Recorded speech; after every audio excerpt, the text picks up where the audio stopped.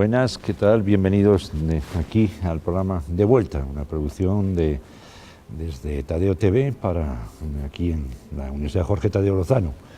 Y precisamente de vuelta tenemos a un hombre que pasó por este campus, un gran periodista, un hombre extraordinario, con un gran sentido del humor, por cierto, cosa que creo que en estos tiempos hace muchísima falta.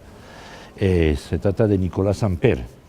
Nicolás Samper es de esas periodistas que son realmente curiosos, son esos periodistas que, bueno, Nicolás está a mi lado, que llegó a hacer la carrera porque quería ser periodista. O sea, entonces no sabemos si venía ya deformado o es que se deformó a lo largo de la carrera. Pero bueno, en todo caso, es lo que, como dicen en mi tierra, es lo que nosotros llamamos un periodista genético, es un periodista con ya el código genético ya grabado. ¿En qué momento Nicolás Samper dijo, definitivamente quiero ser periodista? ¿En qué momento? Eso fue como a los 7, 8 años, más o menos. En mi casa siempre estábamos suscritos al Espectador, al Tiempo, a Semana, y había como mucha libertad de lectura, no había censura ni para ver cine, ni, no sé, mis papás iban a un shower de matrimonio, entonces se lo llevaban a uno, bueno, ¿qué quiere ver?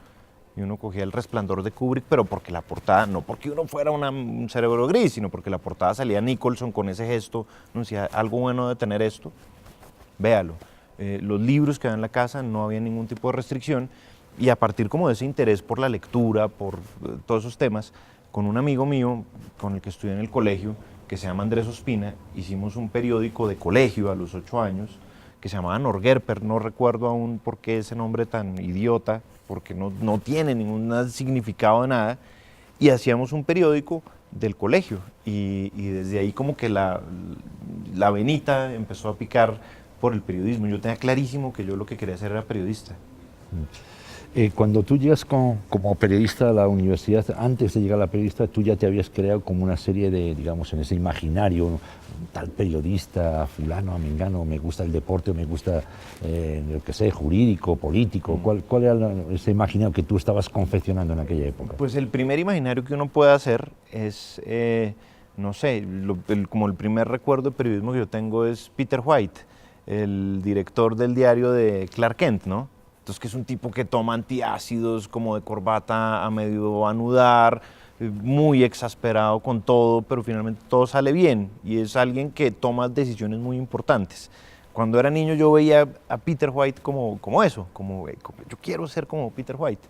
Ya después, cuando uno va creciendo, se empieza a interesar, pues bueno, por supuesto a mí me gusta mucho la política, el arte, y bueno, y el fútbol sí me encanta por sobre todas las cosas del mundo, y yo decía, bueno, si sé contar los cuentos, porque creo que un poco el periodismo también está en el cómo decir las cosas más que en el qué, pues de pronto sale bien la apuesta, y dije, bueno, pues ojalá algún día logre hacer deportes, pensaba, porque ya uno al acercarse uno empieza a ver que el periodismo no es tan fácil, que tiene sus dificultades, que no es tan sencillo, pero bueno, menos mal la apuesta, pues por fortuna de mi mamá y de mi familia la cosa salió más o menos bien. ¿Qué te aporta la universidad en ese momento, en ese proceso de formación como periodista? Mucho. La universidad, la academia, yo tengo serios cuestionamientos con la academia en ciertas cosas. Creo que los aportes, hay profesores, por ejemplo, eso es una cosa que uno nunca se olvida y siempre pasa, hay profesores que uno nunca se olvida de las lecciones que le dieron, de las lecciones, más que de las lecciones académicas como tal, de decir, léase usted McLuhan o haga no sé qué, de las lecciones de vida, de entender cómo o qué significa sumergirse de verdad en el periodismo, que eso es lo que mucha gente no tiene claro cuando llega a una facultad, me parece. No sé, hay personas que están pensando en que el periodismo es salir en televisión, que eso es muy diferente a ser periodista. Tiene que ver, claro que sí, pero no. O hablar por radio. Por ejemplo, muy pocos piensan en escribir, que eso es una cosa que creo que es una falla de todas las facultades de comunicación, que no estimulan la lectura. Es difícil estimular la lectura a alguien que no ha leído nunca también, ¿no? Pero la universidad sí da bases, y sobre todo los profesores. Hay profesores que uno nunca se olvida que fueron tipos que le dejaron a uno de verdad legado y enseñanza sobre, vea, esto usted lo ve como Peter White, pero ojo que esto es así, ojo que esto es así, ojo que esto es así. y ahí uno empezó a cogerle más aún el gusto, porque uno decía, pues bueno, yo sé que es un negocio absolutamente inviable, no importa, me encanta, me voy directo de cabeza al periodismo. Y antes de continuar, me viene a la memoria una anécdota que me contaba un amigo cuando le dijo a su papá que quería ser periodista, y entonces el papá inmediatamente dijo, muy bien, cuando termine la carrera no se te ocurre pedirme un peso. Claro. Cuando tú Pero dijiste hizo en tu muy casa, bien el papá, me parece. tú dijiste en casa, quiero ser periodista,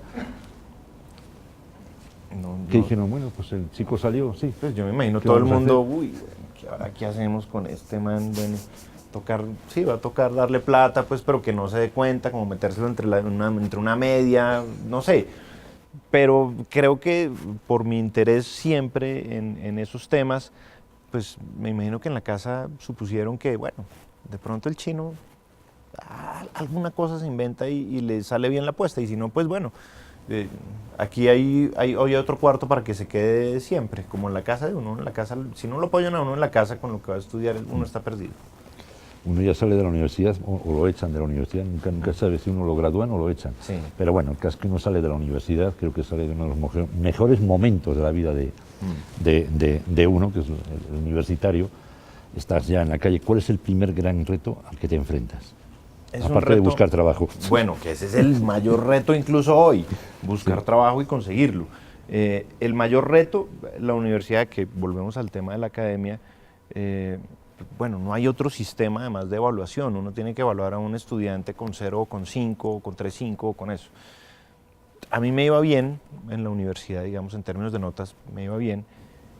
Y al escribir, entonces le dicen, no, usted escribe muy bien, usted hace esto, no sé qué. Uno sale de alguna manera con un ego estudiantil inflado. Uno dice, pues yo escribo divinamente porque no soy jefe de redacción del Espectador, más o menos a los 21 años. Cuando uno llega y se da cuenta de lo que es de verdad escribir, porque bueno, en la universidad es muy sencillo hacer esas cosas. Ya en el trabajo le dicen a uno, necesito que se consiga, como sea, pues a Oriana Falachi. No, pues está muerta. No sé, haga lo que sea, mire a ver cómo la consigue. Ahí el precio de saber escribir o de saber los rudimentos del oficio, que se lo enseñan a uno aquí muy bien, riñe con esa idea del ego y de la sobrevaloración que uno tiene como estudiante si a uno le fue bien. Entonces uno dice, pero a mí, ¿por qué me van a poner a ir a una rueda de prensa a las 6 de la mañana a la policía? Pues qué porquería, yo no quiero hacer eso. Uno en ese momento piensa eso, pero ya después de ir a la rueda de prensa, y bueno, pasarán unos 4 meses porque uno está enervado, porque uno quiere ir a ver fútbol, uno dice, hombre, a mí me sirvieron estas experiencias del trabajo. Creo que ese es el mayor trauma, como el ego del estudiante cuando sale, digamos, con un buen récord en su universidad versus la vida laboral, que es una cosa muy diferente. Hay un tema que es tú cuando te enfrentas a una obra que es sobre el cartucho, la calle del cartucho, ¿tú ya estabas ahí ejerciendo periodismo deportivo? No. Todavía no. No. O sea, digamos, de alguna forma incursionas en un periodismo de crónica, investigación, y es un periodismo muy social, muy... Claro. Y además el cartucho complicado. ¿Por qué acabas en la calle del cartucho Acabó. como periodista, perdón? Salí ileso, menos mal. No me malinterpreten, sí, Era así un chico muy correcto, muy... Más allá de la pinta, pues bueno. Nada más que lo vean, el chico fue nerdo. Claro, más o menos, pues. En esa época yo trabajaba, eso fue que 2001 yo creo, fue como el boom de las páginas de internet. Entonces un amigo mío que estudiaba en la Javeriana, muy amigo, nos conocemos desde hace mucho tiempo y estudiaba periodismo también, me dijo, vea, hay una oportunidad de escribir aquí en esta página, y era escribir de rock, y a mí me gusta mucho el rock. Entonces era escribir sobre rock, pues, un empleo soñado, y pagaban bien, digamos, para ser recién egresado. Obviamente las páginas de internet hicieron boom un año después, y una amiga con la que yo trabajaba ahí, que se llama María Paula Navas, y su mamá, ganaron una licitación en el distrito para escribir un libro de crónicas. Entonces me dijeron, oiga, usted que escribe bien y que es como pilo se le mide a esto, y bueno, listo, de una. 6 meses yo todos los días iba con ellas religiosamente al cartucho a buscar historias. Duro. Llegaba uno a la casa golpeado. Una historia muy breve, de esas crónicas que para ti fue la crónica especial. Esa crónica hay uno que es como encontrarse con la maldad de frente, ¿no? Porque pues obviamente hay gente que cayó, que bueno, los lugares comunes, pues que el tipo que era muy exitoso termina llevado pues por el bazuco y tal. Pero una vieja que era una mujer malísima que atracaba borrachos. Ahí por las cercanías de la sede de la Policía Metropolitana, ahí en la Sexta, no sé qué. Pero la vieja se aseguraba antes de atracarlos. Entonces les metía una puñalada y después los atracaba. O sea, hacía todo lo contrario a lo que dicen los códigos normales de un atracador, que es, señor, la plata o la vida. No, no tengo plata, lo acuchillo. No, esta llegaba primero cuchillo para que no le reaccionara a nadie, pero no se le movía un pelo. Y una vez también ahí nos tocó ver dos cosas que fueron realmente sobrecogedoras, que fue una vieja que iba caminando con un bebé recién nacido, yo no sé cuánto tendría, y llegó alguien, le rapó el bebé, abrieron una alcantarilla, salen unas manos de la alcantarilla de alguien esperando, le dan el bebé, se perdió el bebé, se lo robaron. Y un tipo que era un hombre que tenía SIDA y estaba muy mal, que era como un habitante no flotante, porque el cartucho es habitantes flotantes, van y vienen. Este era como un residente, pero pues obviamente en muy mal estado por las drogas y por el SIDA, y el tipo nadie lo volvió a ver un día. Nada, no parillola, ¿y qué se hizo? No me acuerdo cómo se llamaba, qué se hizo tal, no sé qué. Y un día había unos containers de basura de esos que ponen en todos lados, voltearon el container de basura pues para llevárselo al camión, y el tipo estaba en el fondo del container, llevaba 5 días ahí agonizando, y se salvó. ¿No? Una cosa, o sea, uno llegaba a la casa pues que le decían a uno, ay, pero ¿por qué dejó esa luz prendida? No, pero no, es que yo estuve con el tipo. Era durísimo, era en términos como de chocarse uno con otras realidades, era muy duro, pero pues obviamente el aprendizaje fue pues extraordinario. Imagino que eso además es, bueno, digamos, el fragor humano, ¿no? En toda su expresión, ¿no? Bueno, salimos de esa parte de ese periodismo de crónica complicado. Además, crónica es un reto muy interesante, yo creo que para cualquiera que empiece a empezar ahí. Sí, exacto. ¿Cómo llegas al periodismo deportivo? Eso es como, no sé, eso es como, yo supongo que también tiene que ver mucho con la casualidad de esas cosas. Porque un amigo mío que trabajaba en un semanario que se llamaba Tiempos del Mundo de Washington Times, que eso era del reverendo Muno, no sé qué, de ese que está más orate que el diablo, y el tipo tenía un sede aquí y no sé qué, y entonces mi amigo Jairo Patiño, que hoy es jefe de emisión de Noticias RCN, me dijo, me voy para la Copa América del 2001, necesito que usted me ayude a hacer un reemplazo con artículos de deportes. Y bueno, listo. Y ahí empecé a escribir, después me fui a Fútbol Red, no me pagaban nada, era una desgracia. Pero era una desgracia en el sentido del sueldo, pero era una delicia trabajar allá, porque era una página independiente, o sea, uno podía escribir de quien quisiera, como quisiera, sin ningún tipo de sesgos, de nada, ni de miedo, o sea, voy a decir tal cosa y me voy a meter en un problema con mis jefes. Y era ir todos los fines de semana a los hoteles de aquí del centro a encontrar historias de futbolistas, y yo, bueno, más o menos algo sé de eso. Entonces yo me encontraba con algún tipo que, no sé, tenía un hijo que estaba enfermo. Entonces todos le preguntaban, bueno, ¿y cómo ve el partido de hoy? Esas preguntas medio bobas que hacen a veces. Entonces yo le decía, venga, ¿y cómo siguió su hijo? Entonces el tipo quedaba aterrado, entonces nos sentábamos y hablábamos, y ahí sacaba historias como diferentes, que esa era como la gracia de mi trabajo. Ahí tenés todavía la impronta del cartucho, ¿no? Claro, obviamente. Ahí está. Sí, no, hay que esculcar porque si no... ¿Cuáles eran esos personajes, cuando tú ya entras en el fútbol, cuáles eran esas personas que tú te gustaría entrevistar, poner el micrófono? ¿Cuáles eran esos ídolos que tú podías tener que decir, me encantaría entrevistar a tal entrenador, a tal técnico, a tal jugador? Lo curioso es que eso hace que uno cambie un poquito cuando uno es periodista y cuando uno es hincha de fútbol.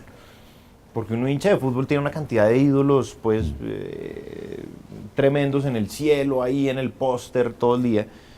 Pero uno cuando es periodista se enamora de ciertas historias, más que del personaje. O sea, la historia es tan buena que lo hace a uno querer al personaje. Entonces, no sé, por ejemplo, me pasó alguna vez esa del hijo enfermo, Elkin Murillo, que era un jugador del Cali, que pues era un buen jugador, pero nadie sabía muy bien lo del cuento del tipo.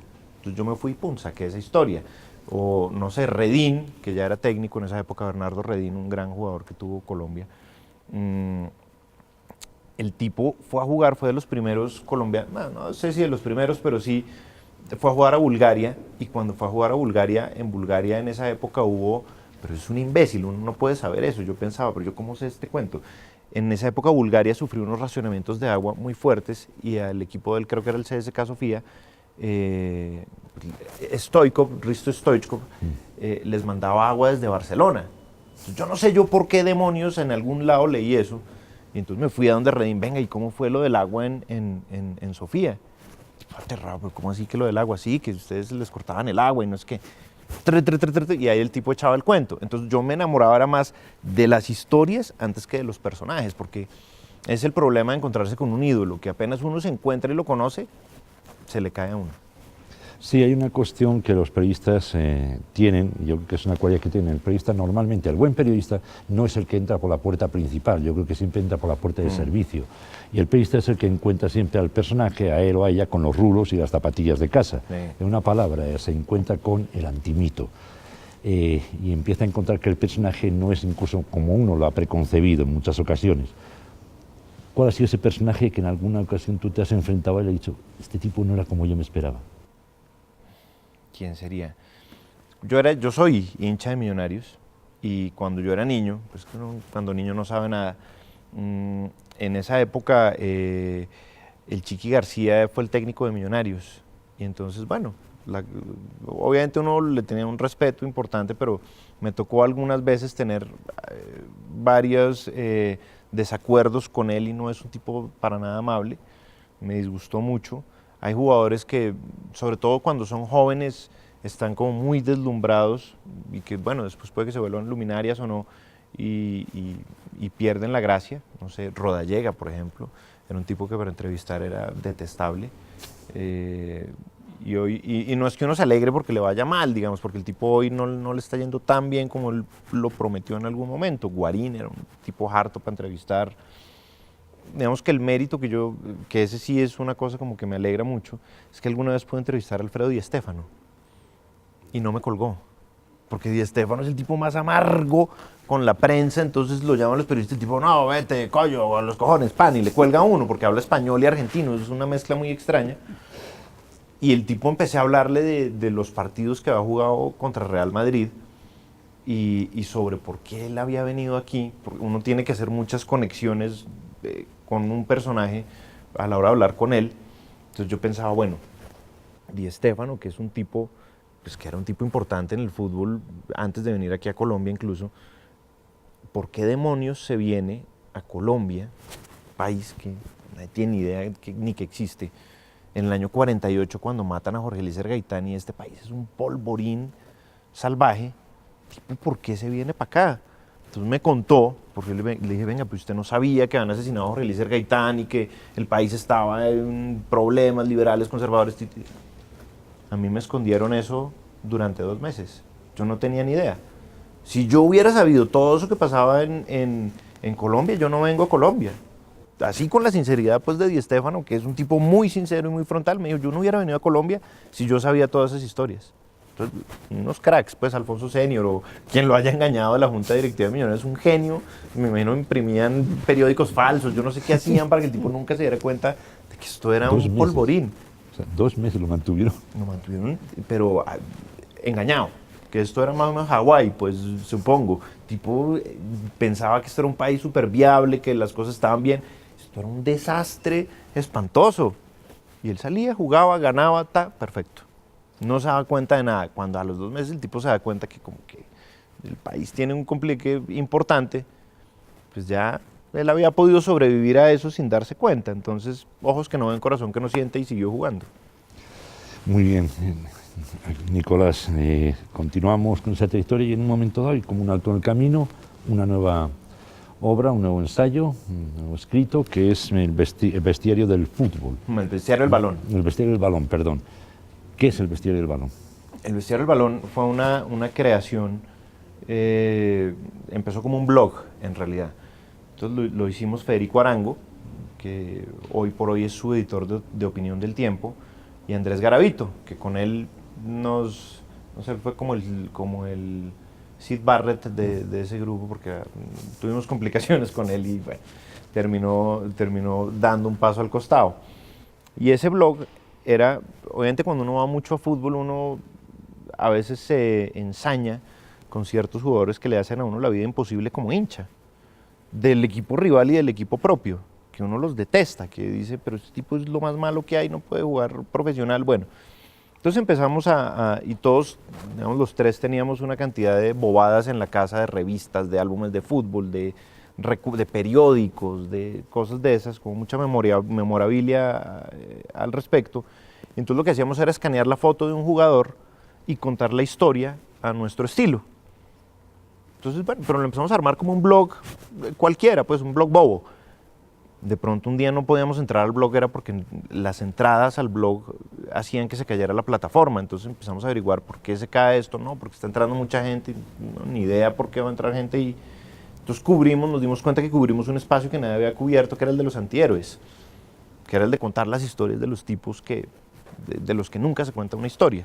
Entonces a partir de eso, y con humor, pues obviamente mamábamos gallo, pues con algunas cosas, pasamos ese proyecto a la editorial Aguilar, y en el 2007 pues imprimieron el libro del Bestiario del Balón, donde contamos, pues no sé, lo de Estados Unidos 94, todo lo que supuso ese fracaso, los Olímpicos de Barcelona del 92, que Colombia iba favorita y como siempre no pasó nada. En fin, una cantidad de historias alrededor de nuestro fútbol que es tan rico en esa clase de historias de ser segundos. Entonces eso nos funcionó y nos dio un blog increíble, una cosa que era como un divertimento nuestro, para hacer un libro, que eso es algo que yo todavía no me explico cómo fue que pasó, pues es rarísimo. Pasó por el tema de periodismo escrito, estás actualmente en periodismo radial. Sí, y escrito también, digamos. Mantienes todavía Sí. el escrito, ¿no? Pero, ¿qué es hacer periodismo radial de deportes? Yo creo que el gran espacio Buenísimo. por antonomasia es la radio. Claro, es buenísimo.